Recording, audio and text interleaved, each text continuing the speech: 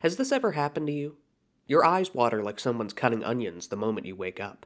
Your roommates have started giving you nasty looks in the hallway, and your pile of dirty laundry has grown to roughly the size and shape of Vatican City.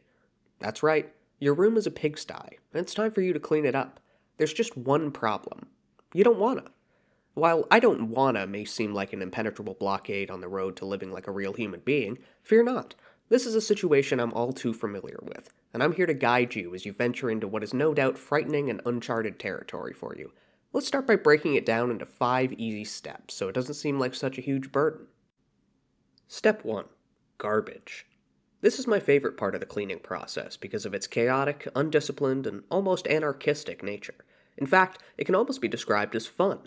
Unfortunately, it's also where the work begins, so be sure to pause the video here and give yourself a few hours of Instagram Reels before you start doing anything productive.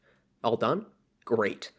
First, navigate through the sea of trash littering your floor to wherever you keep your garbage bags and get one out.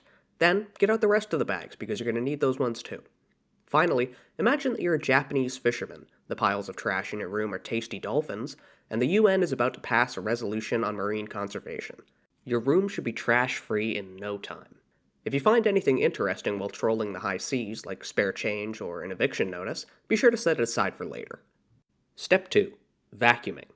Look, in terms of chores, vacuuming is honestly really easy, and it's a safe bet that you're already well versed in the art of sucking. So here's a few quick tips. When you take your vacuum out of the closet, try not to get distracted by the avalanche of trash you forgot was in there that's now spilling onto the floor. We're past step 1, so there's nothing you can do about it. Second, make sure to time your vacuuming session correctly. That 2 a.m. burst of motivation is great for you, but it could very well be the last straw for whoever's unfortunate enough to share a wall with you. Finally, remember that a vacuum wand can act as a makeshift club in the event of a home invasion by your neighbor, so be sure to invest in a metal one. Step 3. Organization. Organization may seem like a dull and mind-numbing task, and that's because it is. But like when you're forced to sing happy birthday for your coworker whose rate of flatulence would suggest he's decomposing from the inside, it's best to just get it over with so you can breathe easier. Just kidding, we both know you don't have a job. To begin organizing, start by picking your favorite method of categorization. You could alphabetize, sort by color wheel, skull measurements, really it's up to you.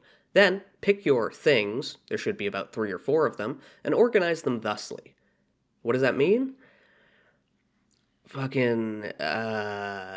Step 4. Dishes.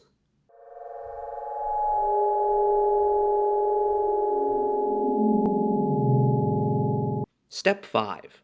Getting rid of the bugs. Don't give up now, we're in the home stretch. For this final step, we're going to be dealing with your biggest problem, the bugs. The bugs are bad, and you need to get rid of them. But, hey, to be honest, I've been recording for a while now, and I'm getting pretty tired. Tell you what, you figure this one out for yourself, huh? I mean, come on, you're a grown-up, show a little initiative. What's the matter with you? Go ahead, yeah, go ahead. You fix the bug situation, and then unpause the video once you're done. Okay, ready? Go. And that's it. Congratulations. Your room is now clean. Take a minute to look around and admire your hard work. You can't see your feet past your enormous zit-covered gut, but if that bulbous belly of yours was translucent, you'd be able to see your little piggies standing on a nice, clean floor.